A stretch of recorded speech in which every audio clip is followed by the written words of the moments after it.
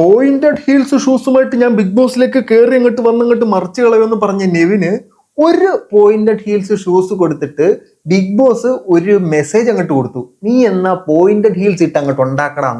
ആ മെസ്സേജിന്റെ വലിയ അർത്ഥം നിങ്ങൾക്ക് മനസ്സിലായോ? ഞാൻ പറഞ്ഞുതരാം. അതോടൊപ്പം തന്നെ അകത്ത് കയറുന്നതിന് മുമ്പേ പുറത്ത് നിന്ന് ഫസ്റ്റ് വീക്ക് ഞാൻ എലിമിനേഷനിൽ ഉണ്ടാവും, എല്ലാവരും വോട്ട് തരണേ എന്ന് പറഞ്ഞ് തെണ്ടിയ രേണുവിനും ഒരു പണിയെ ലാലേട്ടൻ വെച്ച് കൊടുത്ത് ബഹിരാകാശത്തേക്ക് കയറ്റി വിട്ടിട്ടുണ്ട്. അപ്പോൾ ഇന്നത്തെ ബിഗ് ബോസ് വിശേഷങ്ങളിലേക്ക് എല്ലാവർക്കും സ്വാഗതം. നാക്കുവരെ തെറ്റിച്ചേ, എല്ലാവർക്കും സ്വാഗതം.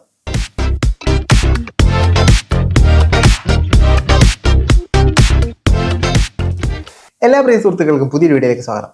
ഇന്ന് മലയാളം ബിഗ് ബോസ് സീസൺ 7 7ാമത്തെ എപ്പിസോഡ് ടെലികാസ്റ്റ് ആയി കഴിഞ്ഞു.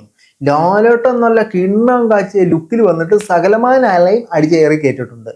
ആദ്യത്തെ ദിവസം കണ്ട് ചെറിയൊരു മയപ്പെടുത്തലിലാണ് പുള്ളിക്കാരൻ അങ്ങോട്ട് സംസാരിച്ച് തുടങ്ങിയത്. പക്ഷെ നൈസ് എപ്പിസോഡായിരുന്നു. അപ്പോൾ നമുക്ക് പ്രധാനപ്പെട്ട കാര്യങ്ങൾ മാത്രം ഒന്ന് സംസാരിക്കാം. ആദ്യം തന്നെ ലാലേട്ടൻ ചോദിച്ചു, പണിപ്പുരിയിൽ പോകാൻ താല്പര്യമില്ലാത്തവർ ആരൊക്കെ ഉണ്ടാ? 2-3 പേര് സാർ ഞാൻ സാർ പണിപ്പുര പണിയാണ് സാർ എന്ന് പറഞ്ഞ് കൈപൊക്കി. അങ്ങനെ ലാസ്റ്റ് കറങ്ങി തിരിഞ്ഞ് നവീൻ ലാലേട്ടൻ എത്തിച്ചേർന്നു. അപ്പോൾ ലാലേട്ടൻ പറഞ്ഞു, അതപ്പോൾ ഒരു ഗിഫ്റ്റ് തരാനായിട്ടാണ്. പണിപ്പുരം പോകാൻ താല്പര്യമില്ലാത്ത എണീറ്റു. നവീൻ ഉടനെ ചാടി അങ്ങോട്ട് എണീറ്റ്. ഈ നവീനാണെങ്കിൽ എങ്ങനെയെങ്കിലും അവന്റെ ഡ്രസ്സും കാര്യങ്ങളും കുന്തവും കുടച്ചക്രവും കിണുങ്ങമണിയും എല്ലാം വേണം. പുള്ളിക്കാരൻ ഇനി സമ്മാനം കിട്ടിയെങ്കിൽ വന്നട്ടെ അസോണിയ. അതുപോലെ പുള്ളിക്കാരൻ ചാടി അങ്ങ് എഴുന്നേറ്റ്. പുള്ളിക്കാരന് കൊടുത്ത 8ന്റെ പണി, ഈ സീസണിൽ നിനക്കിനി അവിടെ കയറാനേ പറ്റില്ല. ഈ പണി എന്ന് പറഞ്ഞ 8ന്റെ പണി എന്നുള്ള ആ ഒരു വാചകത്തിനെ, ആ ഒരു ഫ്രേസിനെ എടുത്തു മാറ്റി ഇനി മുതൽ നമ്മൾ 7ന്റെ പണി എന്ന് പറയും. ആ ഒരു സെറ്റപ്പിലേക്ക് അതിനെ കൊണ്ട് എത്തിച്ചു. അപ്പോൾ അവൻ ഇനി ജമ്മത്ത് അവിടെ കയറാൻ പറ്റത്തില്ല. മറ്റാരെങ്കിലും കയറി ഇവന്റെ സാധനം ദയ കൊണ്ട് എടുത്ത് തന്നു കഴിഞ്ഞാൽ അവൻ ഇടാം, മനസ്സിലായോ? ഇല്ലെങ്കിൽ ബാൻഡ് കൈ കൊണ്ട് നടക്കേണ്ടി വരും. ഇതാണ് അവന് കിട്ടിയ പണി. ബാൻഡ് വെച്ചാൽ ഇവന് അതിനകത്ത് കയറാൻ പറ്റുമെന്ന് അറിയത്തില്ല, എന്തെങ്കിലും ക്യാറ്റ്. പിന്നെ ലാലേട്ടൻ പറഞ്ഞു തുടങ്ങിയത് അവിടുത്തെ നന്മ മരങ്ങളെ കുറിച്ചിട്ടാണ്. ശൈത്യാണെങ്കിൽ ഫുള്ള് നന്മമരം കളിയായിരുന്നു എപ്പിസോഡിൽ മൊത്തം. ലാലേട്ടൻ ലിപ്സ്റ്റിക്കിന്റെ കേസിനകത്ത് ആദ്യം ഒരു നന്മമരം കളിച്ചു. ഞാൻ അവരോട് പറഞ്ഞാണ് ബോസ് എടുക്കരുത്, പക്ഷെ ഞാനും ചെറുതായിട്ടൊന്ന് എടുത്തു ബോസ്.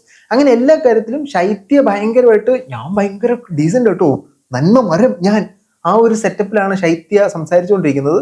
അങ്ങനെ സംസാരിച്ചു കഴിഞ്ഞാൽ ആ മരം അവിടുന്ന് പറിച്ചെടുത്ത് വെള്ളി കൊണ്ട് കളയേണ്ട ഒരു അവസ്ഥ ഉണ്ടാവും. നന്മമരം കളിക്കാതിരിക്കൂ ശൈത്യ, ഒരു അഡ്വക്കേറ്റ് അല്ലേ, വാക് സാമർത്ഥ്യം എടുത്തങ്ങോട്ട് കീച്ചങ്ങോട്ട് നാക്കിട്ട് കൊണന്ന് പറയങ്ങോട്ട്, ഇല്ലെങ്കിൽ സൈഡിൽ കൂടി ഊർന്നിറങ്ങി പോകേണ്ടി വരും, ഓർത്ത് വെച്ച. അത് കഴിഞ്ഞ് ലാലേട്ടൻ പറഞ്ഞൊരു സംഭവം എന്ന് പറഞ്ഞാൽ, കുറച്ച് ആളുകൾ ഇവിടെ ഒളിച്ചിരിക്കുകയാണ്, അവരുടെ പ്രസൻസ് കാണുന്നില്ല എന്ന് പറഞ്ഞു. ഒളിച്ചിരിക്കുന്നതായിട്ട് ആദ്യം പൊക്കിയത് നമ്മുടെ ഒനിയലിനെയാണ് പൊക്കിയത്. ഒനിയൽ ഒളിച്ചിരിക്കുന്നു എന്നാണ് പറഞ്ഞത്, ആളുടെ പ്രസൻസ് വെളിയിലേക്ക് വരുന്നില്ല. അപ്പൊ പുള്ളി കുറെ ആലങ്കാരികമായിട്ട് കാര്യങ്ങളൊക്കെ പറഞ്ഞെങ്കിലും ഞാൻ അടുക്കളയിൽ ഇത്രയും പേർക്ക് വെച്ച് വിളമ്പി കൊടുക്കുകയാണില്ല, അതുകൊണ്ട് ശ്രദ്ധിക്കപ്പെട്ടില്ല എന്ന് പറഞ്ഞു. കിച്ചൺ ടീമിൽ ആരും അതുകൊണ്ട് ശ്രദ്ധിക്കപ്പെട്ടിട്ടില്ല. അടുക്കള വെച്ച് വിളമ്പിക്കൊണ്ടിരുന്നു കഴിഞ്ഞാൽ നിങ്ങൾ അവിടെ വെച്ച് വിളമ്പിക്കൊണ്ട് തന്നെ ഇരിക്കും. നിങ്ങൾക്ക് ഒരു കാലത്ത് മുമ്പോട്ട് വരാൻ പറ്റത്തില്ല, നിങ്ങളെ ശ്രദ്ധ നേടാൻ പറ്റത്തില്ല. കഴിഞ്ഞ ദിവസം രന ഫാത്തിമ വന്ന് ചൊറിഞ്ഞ പോലെ ഒരു ചൊറി വന്നാൽ മാത്രമേ തിരിച്ചൊരു മറുചൊറിക്കുള്ള വകുപ്പ് കിട്ടത്തുള്ളൂ. അതോടൊപ്പം തന്നെ RJ ബിൻസിയും ശൈത്യം ശ്രദ്ധിക്കപ്പെടുന്നില്ല എന്ന് പറഞ്ഞു. ബിൻസി ശ്രദ്ധിക്കപ്പെടുന്നില്ലേ? ബിൻസി ശ്രദ്ധിക്കപ്പെടുന്നുണ്ട്. ബിൻസി നൈസാണ്. ബിൻസി ഡി എന്ന് വിളിക്കില്ല, ബിൻസി എന്ന് പറഞ്ഞ് അങ്ങോട്ട് കൊടുക്കുകയും അതേ കൊടുപ്പ് തിരിച്ചു കിട്ടുകയൊക്കെ ചെയ്യുന്നുണ്ട്. ബിൻസി അത്യാവശ്യം ശ്രദ്ധിക്കപ്പെടുന്നുണ്ട്. ബിൻസി നല്ല ഗെയിമാണ് കളിക്കുന്നത്. നല്ല ഒരു RJയുടെ വാക് സാമർഥ്യം അവരവിടെ പലയിടത്തായിട്ട് കാണിച്ചതായിട്ട് നമുക്ക് കാണാൻ സാധിച്ചിട്ടുണ്ട്. ബിൻസി ശ്രദ്ധിക്കപ്പെട്ടില്ല എന്നൊരു ഒപ്പീനിയൻ എനിക്കില്ല കേട്ടോ, പുള്ളിക്കാരി കൊള്ളാം. പക്ഷെ ശൈത്യമൊക്കെ ഒരു തണുപ്പ മട്ട്, ഒരു ആ ഒരു മട്ടി നിൽക്കുന്ന പോലെ എനിക്ക് ഫീൽ ചെയ്തു. നിങ്ങളുടെ അഭിപ്രായം തീർച്ചയായിട്ടും കമന്റുകളായിട്ട് രേഖപ്പെടുത്തും. പിന്നെ ഈ ഒനിയലിനെ വെച്ചിട്ട് അടുത്ത കാര്യം നമ്മുടെ ലാലേട്ടൻ പറഞ്ഞു തുടങ്ങിയെന്ന് പറഞ്ഞാൽ രന ഫാത്തിമയായിട്ടുള്ള ഒരു ഫൈറ്റിന്റെ കാര്യമായിട്ടാണ് സംസാരിച്ചു തുടങ്ങിയത്. അതിനകത്ത് എനിക്ക് ഫീൽ ചെയ്തെന്ന് പറഞ്ഞാൽ, ഞാൻ ലൈവ് കണ്ടു കേട്ടോ. എപ്പിസോഡിൽ കണ്ടപ്പോൾ നിങ്ങൾക്ക് ആർക്കും അത് എന്താണ് സംഭവം മനസ്സിലേക്ക് കാണത്തില്ല, പക്ഷെ ലൈവിൽ വ്യക്തമായിട്ടറിയാം. മര്യാദയ്ക്ക് കിച്ചൺ ടി വി പണിഞ്ഞുകൊണ്ടിരുന്നവരെ അവിടെ ചെന്നൊന്ന് സ്റ്റാർ ആവാന്നും പറഞ്ഞിട്ട് രന ഫാത്തിമ പോയി കുഴച്ചു കൊടുക്കണം. ഞാൻ തിരിച്ചിട്ടോ തിരിയത്തില്ലയോ, ഞാൻ മറിച്ചിട്ടോ മറിയത്തില്ലയോ എന്നൊക്കെ പറഞ്ഞ് കയറി ചൊറിഞ്ഞ് കിട്ടിയതാ. ആദ്യം തുടങ്ങിയപ്പോൾ ഹൈ എന്നെ പറയുന്നേ എന്ന് പറഞ്ഞ് തുടങ്ങി. പക്ഷെ ഒനിയൽ പിടിച്ച് കൊമ്പൊടിച്ചു വിട്ടു, അന്നേരം മോങ്ങിക്കൊണ്ടുപോയി. പുള്ളിക്കാരി കരഞ്ഞോണ്ട് പോയില്ലായിരുന്നെങ്കിൽ നൈസായിരുന്നു. പുള്ളിക്കാരി കരഞ്ഞത് കൊണ്ട് ഒരു പരാജിതയായെന്നുള്ള ഫീൽ തന്നെയാണ്. അതിനകത്ത് ലാലേട്ടൻ ചോദിക്കുകയും ചെയ്തു, നിങ്ങൾ കിച്ചൺ ടീം ആണോ? അല്ല, ബാത്റൂം ടീം ഇതരാണോ എന്തോ. അതായത് ആ കാര്യവും ലാലേട്ടൻ പരാമർശിച്ചിട്ടുണ്ട്. നമ്മൾ ചിന്തിച്ച കാര്യങ്ങളെല്ലാം ലാലേട്ടൻ പരാമർശിച്ചു. അത് കഴിഞ്ഞപ്പോൾ അപ്പാനി ശരത്തിനെ പൊക്കി അദ്ദേഹത്തിന്റെ അതിഭീകരമായ പ്ലാനിങ്ങിനെ കുറിച്ചൊക്കെ പുറത്തു വിട്ടു. അപ്പാനി ശരത്തും ചുമ്മാ അനീഷ് നിന്നെ ഞാൻ പുല്ലുകൂടോ, നിന്നെ ഞാൻ കിടത്തുകൂടോ, ഉറക്കൂടാ, ഇമാതിരി ഡയലോഗുകൾ മാത്രമേ ഉള്ളൂ. പുള്ളി അങ്ങോട്ടൊന്ന് ഒന്നും വലിയ കാര്യമായിട്ടൊന്നും ചെയ്യുന്നതായിട്ടൊന്നും ലൈവിലും കാണാൻ പറ്റുന്നില്ല, എപ്പിസോഡിലും കാണാൻ പറ്റുന്നില്ല. ചുമ്മാ കാണാൻ എന്തൊക്കെയോ അലർന്ന് മാത്രമേ ഉള്ളൂ. പക്ഷെ പുള്ളിയിലൊക്കെ എനിക്ക് വലിയ പ്രതീക്ഷയായിരുന്നു. പക്ഷേ നിരുത്സാഹപ്പെടുത്തി കളഞ്ഞു കൊച്ചി ചെറുക്കൻ, അല്ല ബെല്ലി ചെറുക്കൻ. പിന്നീട് ലാലേട്ടൻ പറഞ്ഞു തുടങ്ങിയെന്ന് പറഞ്ഞാൽ ഇവരുടെ മറ്റേ ബാൻഡ് ഉണ്ടല്ലോ, തുണി മണി കുണി എല്ലാം കിട്ടുന്ന ബാൻഡ്, ഈ ബാൻഡിന്റെ ഗെയിമിൽ പല ആൾക്കാരും ഒരു തണുപ്പം മട്ടിലെടുത്തേ. ആദ്യത്തെ ദിവസം വന്നിട്ട് എന്തിനു കഷ്ടപ്പെടാൻ, നമ്മൾ ഹണിമൂൺ ട്രിപ്പ് ആ ഒരു മോഡിലാണ് പലരും എടുക്കുന്നത്. അപ്പോൾ ആ ബാൻഡിന് ഇനി ഒരുപാട് ഫീച്ചേഴ്സ് അൺലോക്ക് ആയി കിട്ടുമെന്ന് പറഞ്ഞു. അപ്പോൾ ഏത് ഗെയിം ആണെങ്കിലും എല്ലാവരും അതിനകത്ത് പാർട്ടിസിപ്പേറ്റ് ചെയ്യണം എന്ന് ലാലേട്ടൻ എടുത്ത് പറഞ്ഞിട്ടുണ്ട്. ഇവർക്ക് ആർക്കും അറിയത്തില്ല ഈ ബാൻഡിന്റെ പണി ഇന്ന പണിയാണെന്നുള്ള കാര്യം. ഇതിനകത്ത് ഏറ്റവും ഇഷ്ടപ്പെട്ടൊരു സാധനം എന്ന് പറഞ്ഞാൽ ജിസേല് പല പല മേക്കപ്പ് സാധനങ്ങളായിട്ട് അടിച്ചു മാറ്റി വെച്ചിട്ടുണ്ടായിരുന്നു, തിരിച്ചു കൊടുക്കാൻ പറഞ്ഞിട്ടും. ഈ ബാൻഡ് ഇല്ലാത്തതുകൊണ്ട് തിരിച്ചു കൊടുക്കാൻ പറഞ്ഞിട്ട് പല മേക്കപ്പ് സാധനങ്ങളും അടിച്ചു മാറ്റി വെച്ചു. ലിപ്സ്റ്റിക്ക് ചുരണ്ടി ടിഷ്യൂവിനകത്ത് ഇട്ടിട്ട് ആവശ്യം വരുമ്പോൾ ടിഷ്യൂവിന് എടുത്തിട്ട് എന്നൊക്കെ പരട്ടിക്കൊണ്ടിരിക്കുകയാണ്. അവരൊരു മോഡലാണ്. അവർ 1-2 ഹിന്ദി സിനിമകളിൽ അഭിനയിച്ചിട്ടുണ്ട്. അവരെനിക്കൊന്നു ഹിന്ദി ബിഗ് ബോസിന്റെ സീസൺ 9 പങ്കെടുത്തിട്ടുണ്ട്. പക്ഷേ സൽമാൻ ഖാൻ അല്ല കേട്ടോ ലാലേട്ടൻ. ലാലേട്ടൻ ആപ്പിലൂടെ അടി വെച്ച് തരും. ലാലേട്ടൻ വളരെ സോഫ്റ്റ് ആയിട്ടുള്ള ഒരുമാതിരി ചൊറിയാണ് കൊടുക്കുന്നത്. അപ്പൊ അതിന് പണിഷ്മെന്റ് ആയിട്ട് ജിസേലിന് ഇനി സാധനമേ ഇല്ല. ജിസേലിന്റെ സാധനം മൊത്തം തിരിച്ച് മുംബൈക്ക് അയച്ചു വിടുന്ന ഒരു സെറ്റപ്പാണ് കൊടുത്തത്. അതെനിക്ക് ഇഷ്ടപ്പെട്ടു. അത് നൈസ് പണിഷ്മെന്റ് ആയിരുന്നു. ഒരു തവണ ബിഗ് ബോസ് പറഞ്ഞു ജിസേൽ കൊടുത്തില്ല, 2ാം തവണ പറഞ്ഞു കൊടുത്തില്ല, 3ാം തവണ പറഞ്ഞപ്പോൾ ഇട്ടിട്ട്, അങ്ങനെ പല തവണയായിട്ട് പുള്ളിക്കാരി മേക്കപ്പ് ഇല്ലാണ്ട് പുള്ളിക്കാരിക്ക് കോൺഫിഡൻസ് ഇല്ല. പുള്ളിക്കാരി ഒരു മോഡലാണ്. അപ്പൊ അവർക്ക് മേക്കപ്പ് ഇല്ലാത്തപ്പോൾ അവർക്ക് കോൺഫിഡൻസ് ഇല്ല. അത് ബിഗ് ബോസ് നമ്മുടെ പോരായ്മ ഇന്നതാണെന്ന് നമ്മളായിട്ട് അങ്ങോട്ട് ഇട്ട് കൊടുത്തു കഴിഞ്ഞാൽ ബിഗ് ബോസ് അത് എടുത്തിട്ട് പഞ്ചാബി ഹൗസിനകത്ത് ഹരിശ്രീ അശോകും തുണി അലക്കുന്ന പോലെ എടുത്തിട്ട് അലക്കുന്ന ഒരു പ്രസ്ഥാനമുണ്ട്. സോ ആരും അവരുടെ നെഗറ്റീവ് ഇതാണ് അല്ലെങ്കിൽ എനിക്ക് ഇതില്ലാതെ പറ്റില്ല എന്ന് കാണിക്കാതിരിക്കുന്നതായിരിക്കും ഒരു പരിധി വരെ നല്ലത്. പിന്നെ പുകഞ്ഞ കൊള്ളി പുറത്തെന്ന് പറഞ്ഞ ടാസ്കിനെ കുറിച്ച് പരാമർശിച്ചിട്ടുണ്ടായിരുന്നു. അതായത് 4 പേരെ പിടിച്ച് വെളിയിലിട്ടു, ഒരാൾക്ക് കട്ടിലേക്ക് കിടക്കാം. ഈ കട്ടിൽ പൊക്കിയെടുത്തൊരു റെഡ് ലൈനിൽ കൊണ്ടുവച്ച് കഴിഞ്ഞാൽ അവര് അപ്പോഴേ ഗെയിമിൽ നിന്ന് എവിക്റ്റ് ആവും. ആ ഗെയിമിനകത്ത് പലരും ഒരു വൃത്തികെട്ട ഗെയിമാണ് കളിച്ചത്. അതായത് ഈ പുറത്ത് നിൽക്കുന്നവർ ഒരാളെ ഔട്ട് ആക്കാതിരിക്കാൻ നോക്കി നിന്നു. 2 പേര് കിടന്നുറങ്ങി, 2 പേര് ഭയങ്കരമായിട്ട് അധ്വാനിച്ചു, അകത്തുള്ളവർ വേറെ പോയി കിടന്നുറങ്ങി. പക്ഷെ അതിനകത്ത് ഈ പുറത്ത് കിടക്കുന്നവർക്കും അകത്തുള്ളവർക്കും ഒരാളെ എലിമിനേറ്റ് ചെയ്യാനുള്ള ചാൻസ് ആയിരുന്നു. ഇവര് അങ്ങോട്ടും ഇങ്ങോട്ടും വിശ്വാസവും ഇല്ല, അതായത് അവൻ എന്നെ വിളിക്കുമെന്നൊരു വിശ്വാസവും ഇല്ല, എന്നാൽ മറ്റവനെ എവിക്റ്റ് ആക്കാൻ നോക്കിയതില്ല. അങ്ങനെ ഒരു എവിക്ഷൻ അവിടെ നടന്നിരുന്നെങ്കിൽ ചിലപ്പോൾ ഇന്നത്തെ ദിവസത്തിൽ ഒരു എലിമിനേഷൻ ഒഴിവായി പോയേനെ എന്നാണ് എനിക്ക് തോന്നുന്നത്. അങ്ങനെ ലാലേട്ടൻ ഒന്ന് പരാമർശിക്കുകയും ചെയ്തു. ഇവർക്ക് ശരിക്കും ഗെയിം മനസ്സിലായിട്ടില്ല. ആ ഗെയിമിനകത്ത് ഒരാളെ എവിക്റ്റ് ചെയ്യാനുള്ള അവസരമാണ്. ഒരാൾ എവിക്റ്റ് ആയി പോയി കഴിഞ്ഞാൽ എൻ്റെ കോമ്പറ്റീഷനിൽ നിന്ന് ഒരാൾ കുറഞ്ഞു, അത് ചിന്തിക്കുന്നില്ല. ഒരു കോമ്പറ്റീഷൻ കുറഞ്ഞു എന്നുള്ളതല്ല, എന്തൊക്കെയാ ഇവർ കാണിക്കുന്ന ഒരു പിടിയില്ല.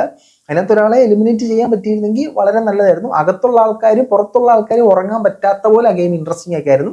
കുറച്ച് ക്രൂരതയാണ്, എന്നാലും അങ്ങനെ ചെയ്യായിരുന്നു. പക്ഷെ ഇവര് ചെയ്തത്, എന്ത് ചെയ്തവര് അവരെന്ത് ചെയ്ത്? ഈ പോഞ്ഞുള്ളി പുറത്തുനിന്ന് ഉള്ള സാധനം കണ്ടിട്ട് നിങ്ങൾക്ക് മനസ്സിലായി, നിങ്ങളൊന്ന് കമന്റ് ചെയ്ത എന്ത് ചെയ്ത, ആര് ചെയ്തതിന്? പിന്നെ ഷാനവാസ് എപ്പോഴും ലേറ്റ് ആയിട്ട് ഓരോ ടാസ്കിന് വരുന്നത്. പുള്ളിക്കാരന് മെഡിസിൻ ഉണ്ട്, ആരോഗ്യ പ്രശ്നം ഉണ്ടെന്ന് പറഞ്ഞിട്ട് അങ്ങനെ അവർ വീട്ടുകാരുമായിട്ട് വിളിച്ച് സംസാരിച്ചു, അത് ടെലികാസ്റ്റ് ചെയ്തു. മുൻകൂർ ജാമ്യം ബിഗ് ബോസ് എടുത്തു. അവൻ എന്തെങ്കിലും പറ്റിയ നമ്മൾ പ്രശ്നമല്ല, വീട്ടുകാരും പറഞ്ഞ് കളിച്ചോന്ന് അവനും പറഞ്ഞ് കളിച്ചോന്ന്. ബിഗ് ബോസ് കൈ കഴിയിട്ടുണ്ട്. എൻ്റെ പൊന്നെണ്ണ ഷാനവാസെ ശ്രദ്ധിച്ച അനക്ക് കൊള്ളാം, ഇല്ലെങ്കിൽ ബിഗ് ബോസ് ലാസ്റ്റ് കൈ മലർത്തും കേട്ടോ. പിന്നെ അവിടെ നടന്ന സംസാരം എന്ന് പറഞ്ഞാൽ രേണുവിനെ സെപ്റ്റിക് ടാങ്ക് എന്ന് വിളിച്ച സാധനമാണ്. അതൊരു മോശം പരാമർശമാണ്, അതിനെ നമ്മൾ അംഗീകരിക്കുന്നു. അതോടൊപ്പം തന്നെ ഈ അനീഷിനെ നൂറ ആദില അപ്പി എന്ന് വിളിച്ചായിരുന്നു. ഒരു അപ്പി പേരില്ലയോ അങ്ങനെ വിളിച്ചിട്ടുണ്ടായിരുന്നു. അപ്പോൾ ഈ അപ്പിന്ന് അനീഷിനെ വിളിച്ച നൂറയും ആദിലയും സെപ്റ്റിക് ടാങ്ക് എന്ന വിളി കേട്ട രേണുവിനെ സമാധാനിപ്പിക്കുന്ന ഒരു രംഗം ഉണ്ടായിരുന്നു. അതിനെക്കുറിച്ച് ലാലേട്ടൻ ചോദിച്ചിട്ടുണ്ടായിരുന്നു. അത് കൊള്ളായിരുന്നല്ലേ? ഒരു കൈയില്ലാത്തവൻ ഒരു കാലിന് മുടന്നുള്ളൊരുത്തനെ കളിയാക്കുന്ന ഒരു സെറ്റപ്പ്, ആ സെറ്റപ്പാണ് അവിടെ സംഭവിച്ചത്. അതിനകത്ത് അക്ബർ പറഞ്ഞു രേണുവിനെ അങ്ങനെ പരാമർശിച്ച തെറ്റായിപ്പോയി, അതിന് അക്ബറിന് കൊടുത്തൊരു പണിഷ്മെന്റ് 1 ആഴ്ച കൊണ്ട് രേണുവിനെ കൊണ്ട് നല്ലത് പറയിക്കണം. ഇനി രേണുവിന്റെ മുമ്പിൽ ഒരു നല്ല കുട്ടിയായിട്ട് മാറണം നമ്മുടെ അക്ബർ. അതേസമയം നൂറ ആദില അനീഷിനെ വിളിച്ച പേര് ഇല്ല, അത് കറക്റ്റ് ആണ്, അല്ലെങ്കിൽ അതിനകത്ത് കുറച്ചുറച്ച് നിൽക്കുന്നു എന്നുള്ള രീതിയിൽ പറഞ്ഞു. അതിലേക്ക് ഞാൻ വരാം എന്ന് പറഞ്ഞിട്ടുണ്ട്. സോ ഞായറാഴ്ചത്തെ എപ്പിസോഡിനകത്ത് ലാലേട്ടൻ വെച്ചരിയാനുള്ളൊരു ചാൻസ് നമ്മളവിടെ കാണുന്നുണ്ട്. മാത്രമല്ല അനീഷിനെ വലുതായിട്ട് കുറ്റം പറയുന്നതായിട്ട് കണ്ടില്ല കേട്ടോ. ലാലേട്ടൻ അനീഷിനെ അധികം ചൊറിഞ്ഞില്ല. ഇനി നാളത്തേക്ക് ഇറക്കാൻ വെച്ചേക്ക് നാടാണോ എന്ന് അറിയത്തില്ല, ഇന്ന് വലുതായിട്ട് അറിഞ്ഞില്ല. അയാളുടെ ഗെയിം പ്ലാൻ വിജയിച്ചു, അല്ലെങ്കിൽ അയാൾ സക്സസ് ആയി എന്നൊരു രീതിയിൽ തന്നെയാണ് ലാലേട്ടൻ സംസാരിച്ചത്. പിന്നെ നമ്മുടെ രേണുവിന്റെ വിശ്വവിഖ്യാതമായ വോട്ട് തണ്ടൽ വീഡിയോ പൊളിഞ്ഞിട്ടുണ്ട്. രേണു അവിടെ ആൾക്കാർ ഒന്ന് സെർച്ച് ചെയ്യുന്നൊരു പരിപാടിയൊക്കെ ചെയ്തു, ഇവരുടെ ആരുടെയും ഫോൺ ആരെങ്കിലും ഡിങ്കോൾഫ് ഒളിപ്പിച്ച് വെച്ചിട്ടുണ്ടോ എന്ന്. അതായത് രേണുവിന്റെ ഒരു വീഡിയോ പുറത്ത് കിടന്ന് കറങ്ങിയായിരുന്നു. ഞാൻ ഫസ്റ്റ് വീക്കിൽ തന്നെ എലിമിനേഷനിൽ വന്നിരിക്കുകയാണ്, നിങ്ങളും എന്നെ ഇഷ്ടപ്പെടുന്നവരും സുധിച്ചേട്ടനെ ഇഷ്ടപ്പെടുന്നവരും, അവിടെയും സുധിച്ചേട്ടനാണ് മെയിൻ, സുധിച്ചേട്ടനെ ഇഷ്ടപ്പെടുന്നവരും എനിക്ക് വോട്ട് ചെയ്യണം. സുധിച്ചേട്ടനെ ഇഷ്ടപ്പെടുന്നവർ നിങ്ങൾക്ക് വോട്ട് തരുമെന്ന് തോന്നില്ല കേട്ടോ. അങ്ങനെ വോട്ട് പുള്ളിക്കാരി ചോദിച്ചിട്ടുണ്ടായിരുന്നു. ആ വീഡിയോ പ്ലേ ചെയ്തിട്ട് ലാലേട്ടൻ ചോദിച്ചു ഇത് എങ്ങനെയാണ് പ്ലാൻ ചെയ്ത് വെച്ചോ, അങ്ങനെയാണ് ഇങ്ങനെയാണെന്നൊക്കെ പറഞ്ഞെടുത്തിട്ട് കുറഞ്ഞിട്ടുണ്ടായിരുന്നു. എന്നിട്ട് ഈ പുറത്തുള്ളവർക്ക് വേണ്ടി സംസാരിച്ചു, പുറത്തുള്ളവരോട് സംസാരിച്ചു. ഇവിടുന്ന് ലീക്ക് ചെയ്ത് ഡീറ്റെയിൽസ് ഇടല്, അതിനെതിരെ ശക്തമായി പ്രതിഷേധിക്കും. എനിക്ക് തോന്നുന്നു ബിഗ് ബോസ് രേവതിക്കിട്ടുള്ള കൊട്ടാണോ അതൊന്നൊരു സംശയവും എനിക്ക് തോന്നിയായിരുന്നു. എന്തായാലും രേണുവിൻ്റെ അത് പൊളിഞ്ഞു. അത് പറഞ്ഞു തുടങ്ങിയപ്പോഴേ രേണു ഓടുന്നു, തൂക്കിയല്ലോ നാഥ. ആ ഒരു മൈൻഡ് സെറ്റിലാണ് രേണു ഓടുന്നത്. രേണുവിന് നല്ല ഉറപ്പായിരുന്നു രേണുവിനെ തന്നെയാണ് തൂക്കാൻ പോകുന്നത് എന്നുള്ള കാര്യം. അതുപോലെ തന്നെ ലാലേട്ടൻ രേണുവിനെ തൂക്കിയിട്ടുണ്ട്. പിന്നെ ലാലേട്ടൻ ഫോക്കസ് ചെയ്തത് നെവിനെയാണ്. നെവിനെ പിടിച്ചിട്ട് അവന്റെ മോഷണക്കഥ മൊത്തത്തിൽ പൊളിച്ചു. അതോടൊപ്പം തന്നെ ഈ പുള്ളിക്കാരൻ ഇൻട്രോയിൽ പറഞ്ഞത് ഞാൻ എൻ്റെ പോയിന്റഡ് ഹീൽസ് ഷൂസുമായിട്ട് ഞാൻ അങ്ങോട്ടേക്ക് അങ്ങ് പോകും എന്നാണ് പറഞ്ഞത്. പക്ഷെ പുള്ളി പോയിന്റഡ് ഹീൽസ് ഷൂസ് ഒന്നും ഇട്ട് കണ്ടില്ല. അതുകൊണ്ട് ലാലേട്ടൻ ഒരു പോയിന്റഡ് ഹീൽ ഷൂസ് കൊടുത്തു. അതായത് ഒരു പെയറല്ല, ഒരെണ്ണം കൊടുത്തു. അതും ചെറിയ സൈസ്. അതിൻ്റെ ഒരു റെപ്രസെൻറ്റേഷൻ എന്ന് പറഞ്ഞു കഴിഞ്ഞാൽ ഈ നെവിൻ പലപ്പോഴായിട്ട് പെൺകുട്ടികളോട് ഫ്ലേർട്ട് ചെയ്യുന്നതായിട്ടൊരു ഫീൽ തോന്നിയിട്ടുണ്ട്. അതോടൊപ്പം ആമ്പിള്ളേരും കെട്ടിപ്പിടിച്ചിരിക്കുന്നുണ്ട്. ഈ മറ്റേ മോഡൽ ഹിന്ദിക്കാരി ഉണ്ടല്ലോ, ആ പെണ്ണിങ്ങനെ കിടക്കുമ്പോഴത്തേനും മലന്ന് കിടക്കുക, അതായത് പിൻഭാഗം കാണുന്ന പോലെ കിടക്കുക. ഇവൻ ഇങ്ങനെ ഒരു നോക്കിയിട്ട് കിടക്കുമല്ല, ഇങ്ങനെ എന്തോ കുനിഞ്ഞിരിക്കും എന്തോ ചെയ്തു. ബാക്കിലേക്ക് നോക്കിയിട്ട് വാവ് എന്നൊരാക്കാക്കിയിട്ടുണ്ടായിരുന്നു. അതോടൊപ്പം തന്നെ ബിൻസിയെ ഇഷ്ടമാണെന്ന് പറഞ്ഞു, ഈ ഹിന്ദിക്കാരി ഇഷ്ടമാണെന്ന് പറഞ്ഞു. അങ്ങനെ പെൺകുട്ടികളോട് വളരെയധികം ഈ പുള്ളിക്കാരൻ ഫ്ലേർട്ട് ചെയ്യുന്നതായിട്ട് കണ്ടു. അതോടൊപ്പം തന്നെ ആമ്പിള്ളേരുടെ കയ്യിൽ കെട്ടിപ്പിടിച്ചിരിക്കുന്നുണ്ട്. സോ പുള്ളിയുടെ ചേഷ്ടകളൊക്കെ വെച്ചിട്ട് അതിനകത്തുള്ള ആളുകൾക്ക് ഇവനൊരു LGB കമ്മ്യൂണിറ്റിയാന്ന് മനസ്സിലായിട്ടുണ്ട്. പക്ഷേ അത് അവൻ എങ്ങും പറഞ്ഞിട്ടില്ല, എങ്ങും ഉറപ്പിച്ചിട്ടില്ല. അത് അടിവരയിട്ട് അവരങ്ങ് ഉറപ്പിച്ചു കൊടുത്തു ബിഗ് ബോസ് ടീം. ഇവൻ ഇതാണ്, അതിനാണ് അവന് പോയിന്റഡ് ഹീൽ ഷൂസ് കൊടുത്തത്. ബുദ്ധിയുള്ളവൻ മനസ്സിലാക്കിക്കോ എന്ന് പറഞ്ഞൊരു സാധനം ബിഗ് ബോസ് ഇട്ട് കൊടുത്തിട്ടുണ്ട്. അവൻ പറയാത്രത്തോളം കാലം അവൻ്റെ ഉള്ളിലെ താല്പര്യം എന്താണെന്ന് നമുക്ക് അറിയാൻ പറ്റത്തില്ല. സോ അവൻ പറയുന്നവരെ നമുക്ക് കാത്തിരിക്കാം. പിന്നെ എന്നത് അബി ഒരു ഡയലോഗ് പറഞ്ഞായിരുന്നു കേട്ടോ. അഭിശ്രീ പറഞ്ഞ ഡയലോഗ് എന്ന് പറഞ്ഞാൽ അനീഷ് സാറ്റിസ്ഫൈഡ് ആണെന്ന് പറഞ്ഞപ്പോഴത്തേനും അനീഷ് ഇവിടെയുള്ള അത്രയും കണ്ടസ്റ്റൻസിനെയും വെറുപ്പിച്ച ഒരാളാണ് അനീഷ് എന്ന് പറഞ്ഞു.